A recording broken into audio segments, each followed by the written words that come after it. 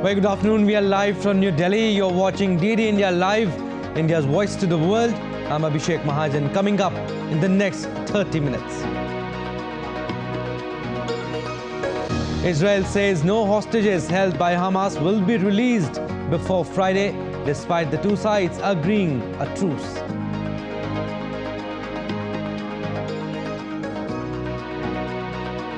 Finland to close all but northernmost border crossing with Russia following a surge in migrants.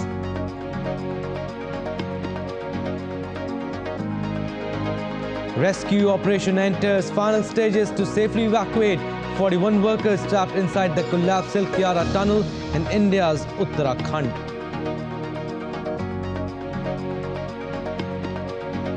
And India and Australia set for a 5-match T20 international series from Thursday.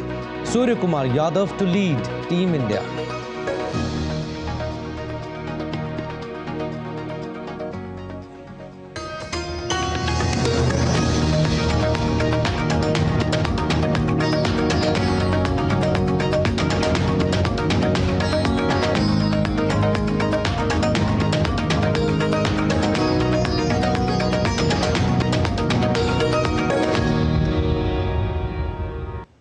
All right, news in detail now. Israel-Hamas conflict rages on.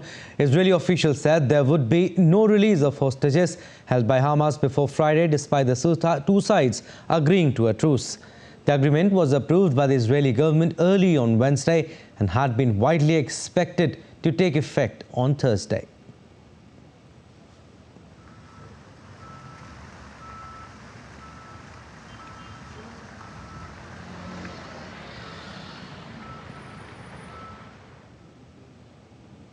While Israel's chief military spokesperson said on Wednesday that the war in Gaza would continue until the ceasefire. We had a discourse with Israel Chief of General Staff and all the brigade commanders. We don't know when a ceasefire will start. We will be prepared to do everything that's required. At the moment, we are focusing on the war. What we did today is to expose Hamas tunnels and destroy them.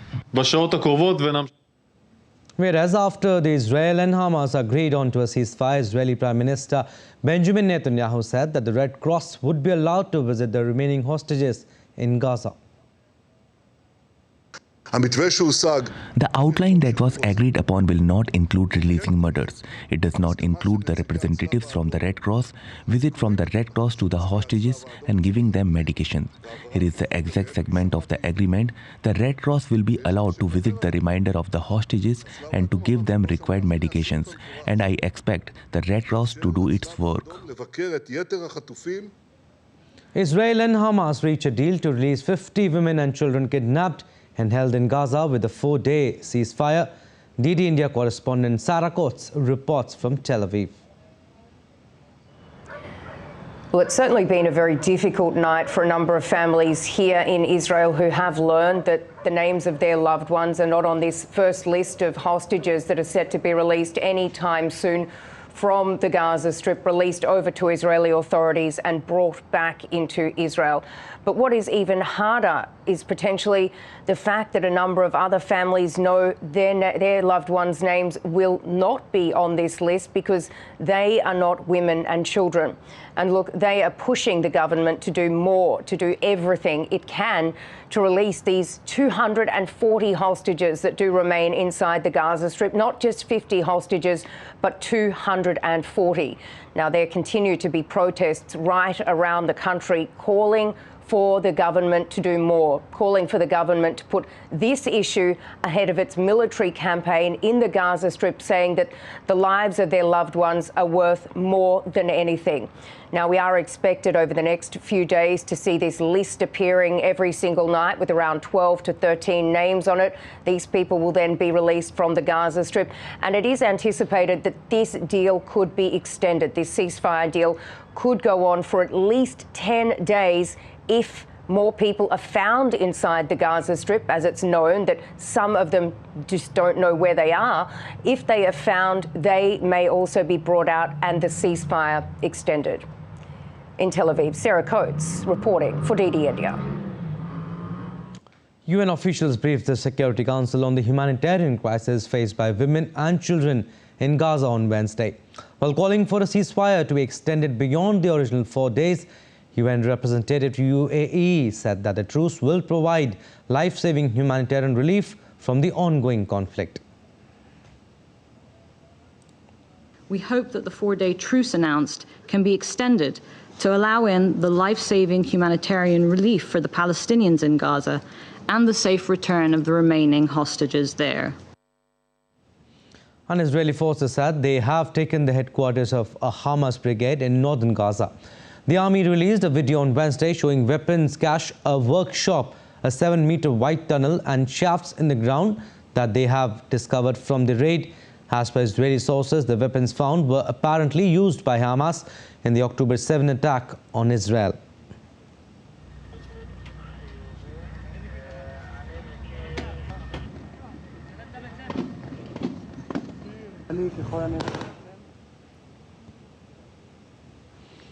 Finland's Prime Minister Petteri Orpo announced that Finland will close all but one of its border crossings with Russia. The closure will take effect at midnight on Friday. The remaining crossing will be the northernmost one. The closure is an attempt to stop the flow of asylum seekers to Finland. The government claims that Moscow is intentionally pushing refugees and migrants to Finland's borders. A Finnish minister said there are signs that Russian border officials and other agencies are involved.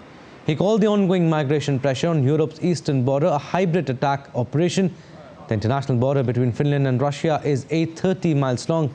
It is also an external border of the European Union and NATO.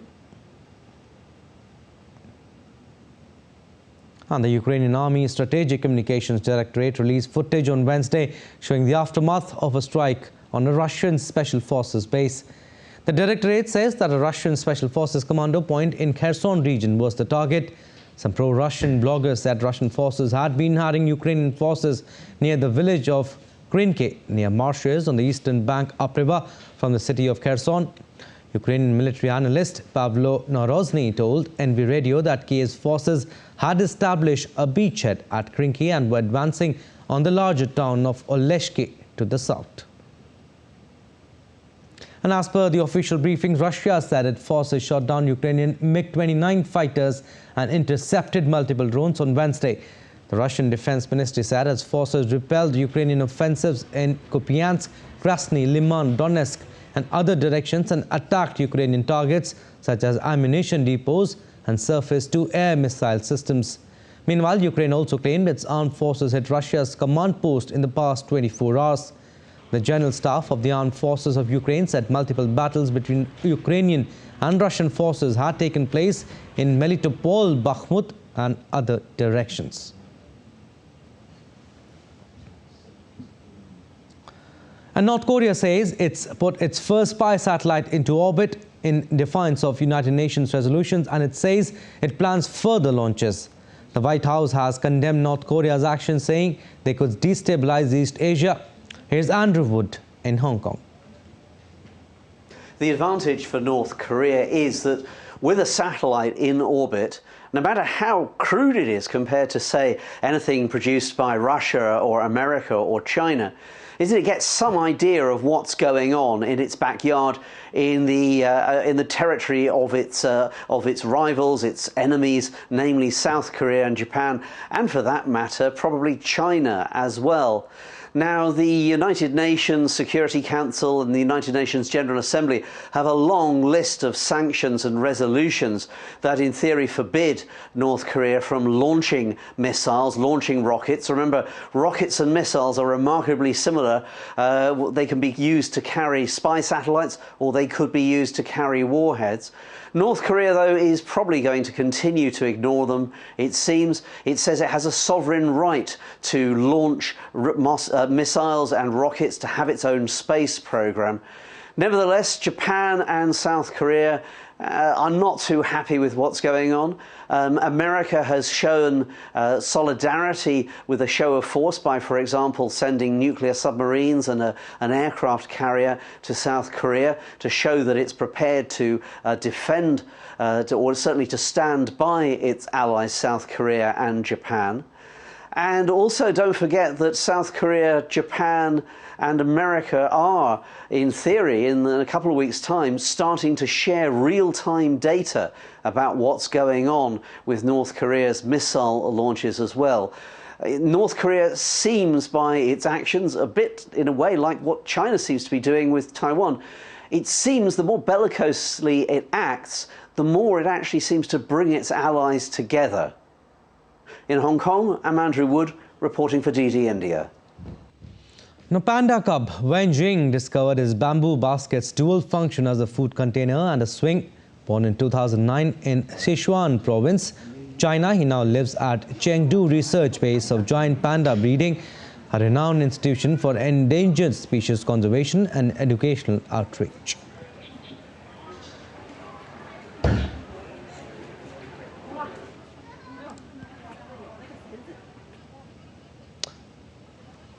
And Mexico City mariachi musicians celebrated Saint Cecilia's patronage with traditional attire and white sombreros.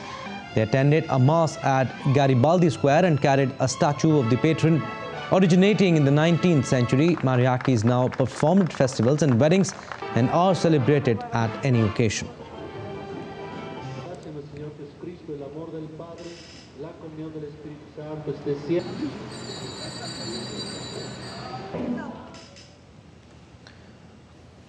Now, ZZ Top founding member Dusty Hill's rock artifacts are set to be auctioned off in Dallas, Texas on 7th to 9th December. The items, including a fur-lined Dean guitar, stage worn jackets, boots and awards, are expected to generate between $1.2 to $2 million, with part of the proceeds going to music cares.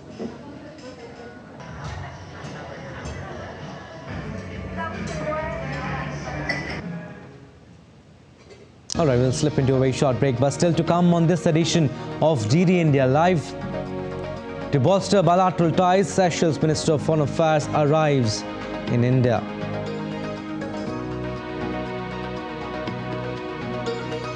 And stay with us to know latest on the Viksit Bharat Sankalp Yatra as it reached the Indian state of Odisha, marking its 8th day.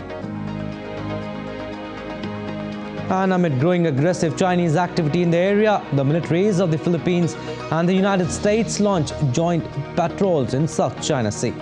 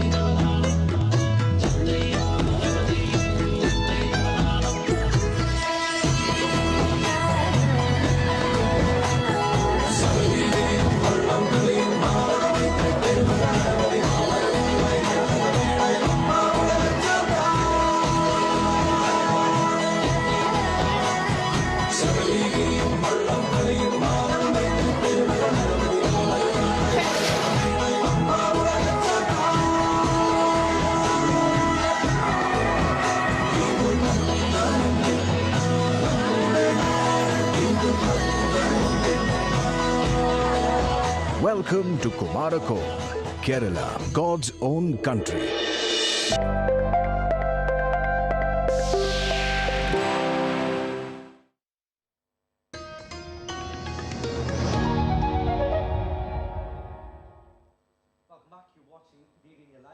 Sheikh Mahajan. Some more stories. The militaries of the Philippines and the United States launched joint patrols in waters near Taiwan. The Philippines is set to conduct naval drills and maritime exercises off Marvelous Island. the northernmost point of Taiwan.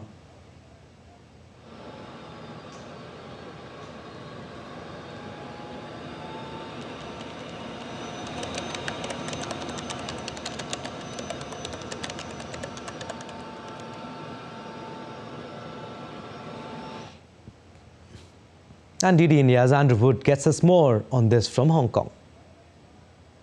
China, the Ministry of Foreign Affairs said that they wanted America and the Philippines to make sure that they respected China's territorial integrity. Don't forget, China claims pretty much all of the South China Sea. The Philippines, Vietnam, Malaysia and other countries, though, claim large chunks of it as their own territorial water, and they seem to have international legal backing for that. But I think although China is warned not to inflame tensions and to respect integrity, this is, an opportunity for America to stand by the Philippines, its ally. There's been quite a change over the past few years since President Marcos was elected president, a big change from his predecessor. America has rebuilt relations with the Philippines, and it's already got 5 military bases there, and it's said to be opening another 4. The area that the Philippines is most worried about is what the Philippines calls the West Philippine Sea, which is part of the South China Sea. And there are atolls and reefs and so on in that area. In particular, there's one which the Philippines beached wrecked a ship there to use as a military outpost. And the Chinese Coast Guard has been preventing or trying to stop Philippines resupplying this military base. At the moment, it's difficult to see how relations could improve without China backing down or the Philippines backing down. China claims, as I say, most of the South China Sea. The Philippines says that it's infringing in seas that it claims. And I really don't see this improving. If anything, I think probably things will get worse because the Philippines will strengthen its relationship with the Americans. And don't forget, in the past couple of months, even Japan has signed agreements with the Philippines to increase training and joint operations and so on as well with the Japanese self-defense force. So these countries, Korea, Japan, South Korea and Japan, Taiwan is an ally of the Americans, the Philippines too, they're all getting together or working more closely together to try against what they see as an increasing threat of China. And according to exit poll results on Wednesday, Dutch anti-European Union far-right populist Geert Wilders was set for a major victory in a parliamentary election. The exit poll put Wilders' Freedom Party at 35 out of 150 seats, 10 seats ahead of the closest rival, former European Union Commissioner Frans Timmermans' Labour-Green-Left combination. At a cafe in The Hague, Wilders' fans erupted in chairs, hugged and threw their arms in the air. In a victory speech, Wilders vowed to halt all immigration to the Netherlands.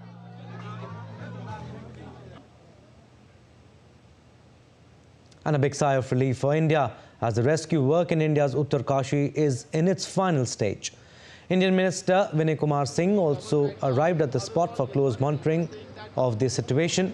After re-establishing connection this morning, the authorities have said that rescue teams are on alert and police has prepared a green corridor for the effective rescue. 41 beds are ready at Chenyali South Community Health Centre in Uttarakhand to take care of the workers once they are out. And Uttarakhand Chief Minister Pushkar Singh Dhami arrived at the spot to closely monitor the situation as the work reaches its final stage, hoping the workers are rescued as early as possible.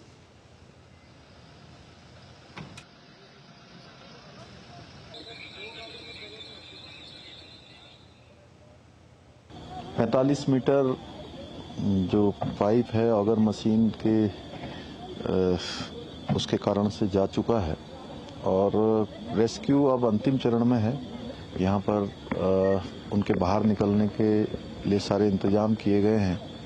Ambulance तैयार है, अस्पताल भी पूरी तरह से उनके इलाज के लिए और जो भी चेकअप वगैरह होने हैं वो सब हम लोग कर रहे हैं। उनके परिजनों से भी लगातार हमारे प्रशासन के लोग, स्थानीय लोग, सभी लोग उनका मनोबल बढ़ा रहे हैं। माननीय प्रधानमंत्री जी प्रत्येक दिन इसका अपडेट लेते हैं, पूरी जानकारी लेते हैं और लगातार चिंता करते हैं कि जल्दी से जल्दी वो भी कि सभी लोग सकुशल बाहर आए। As India's National Disaster Response Force enters into the tunnel to perform rescue operation, Director General of NDRF arrived at the scene to take cognizance of the situation. Listen in. NDRF के लड़के पहले से तैयार हैं और हमारी rehearsal चल रही है उन सब स्थितियों के लिए जो हमारे सामने आ सकती हैं। उसके लिए हमने स्पेशल इक्विपमेंट तैयार किया हुआ है ताकि जैसे ही रास्ता खुलता है हम जल्द से जल्द उनको बाहर निकाल पाएं।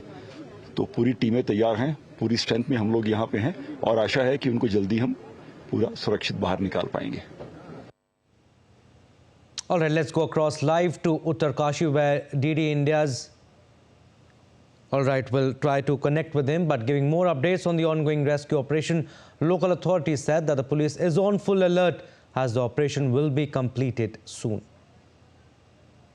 12 मीटर की ड्रिलिंग करनी है, तो मुझे लगता है जल्दी से जल्दी इसको रेस्क्यू ऑपरेशन को करना। हमारा जो एक्शन प्लान है पोस्ट रेस्क्यू जो है वो हमारा पूरा तैयार है और हमने पूरी फाइनल डिटेल्स तैयार कर ली हैं, कहाँ लेके जाना है, कैसे लेके जाना है, उसके लिए हम ग्रीन कॉरिडोर बनाते हुए ले जाएंगे, पुलिस एस्कॉर्ट के साथ ही ले जाएंगे। All right, let's go across to Uttarakhand now where DD India's OP Yadav is joining us live.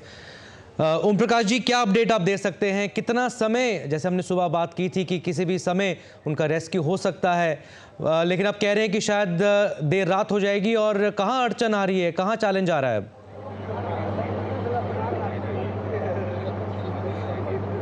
जी, ये सिलक्यारा टनल है। इसमें जो 41 मजदूर बीते 12 नवंबर से फंसे हुए थे, उनके लिए राहत और बचाव कार्य लगातार जारी है, युद्ध स्तर पर प्रयास जारी है। राज्य प्रशासन और केंद्र की मॉनिटरिंग के साथ इस को अंजाम देने के लिए तमाम तरह के जो अपनाने हुए मैकेनिज्म वो अपनाए जा रहे हैं। केंद्र और राज्य के समन्वित प्रयास से अंतर्राष्ट्रीय एक्सपर्ट भी इस काम में जुटे हुए हैं, लेकिन कई तरह की जो तकनीकी जो दिक्कतें आती है वो लगातार इसमें आ रही है। लेकिन प्रधानमंत्री नरेंद्र मोदी लगातार इसमें सतत न केवल संवाद बनाए हुए बल्कि राज्य के मुख्यमंत्री से उन्होंने बातचीत की है। इसके अलावा केंद्रीय मंत्री नितिन गडकरी यहाँ आए, वीके सिंह जी जो केंद्रीय मंत्री है वो 2 बार यहाँ चुके, आज भी वो आए हुए हैं। इसके अलावा ट्रांसपोर्ट सचिव है अनुराग जैन भी आए हैं। तो निश्चित तौर पर आप देख सकते हैं किस तरह राज्य और केंद्र का समन्वित प्रयास इस बड़े स्तर के आपदा राहत प्रबंधन को लेकर चल रहा है। इसमें कई तरह की जो दिक्कतें आ रही है उसकी वजह से ये ऑपरेशन थोड़ा डिले हो रहा है, लेकिन जिसमें प्रयास किए जा रहे हैं वो वास्तव में काबिल तारीफ है। मैं आपको बताना चाहूँगा कि ये ऑपरेशन कल पूरा हो जाना था, लेकिन इसमें सबसे बड़ी समस्या ये आ गई जब हॉरिजॉन्टल ड्रिलिंग की जा रही थी अमेरिकन ऑगर मशीन से, तो उस वक्त जो टनल के अंदर कुछ हार्ड स्टोन के साथ साथ जो बहुत सारे जो आयरन रॉड्स इसके अंदर डले हुए थे, उनसे जो इसकी पाइलिंग की जो रिंग टकरा गई, उससे उसमें डिस्टर्बेंस होने से काम रुक गया। और फिर अर्ली मॉर्निंग फ्लाइट से लैंडिंग करके कुछ एक्सपर्ट दिल्ली से आए और उनको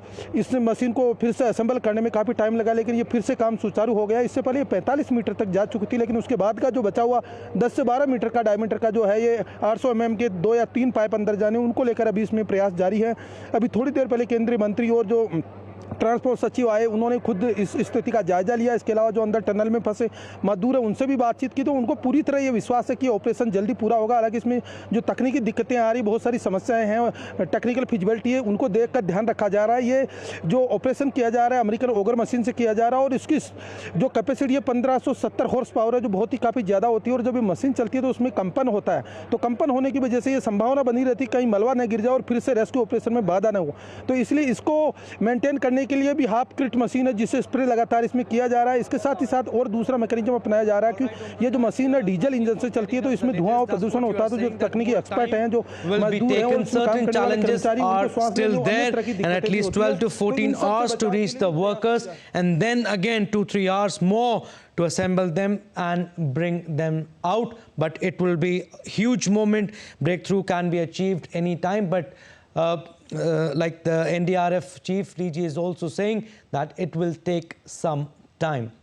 Moving on to our next story now. The Minister of Foreign Affairs and Tourism of Seychelles is in New Delhi on a 3-day visit to India. The visiting minister will meet India's External Affairs Minister Subramaniam Jaishankar on Thursday to discuss further strengthening the partnership between the two countries. Now let's take a look at other stories making news today.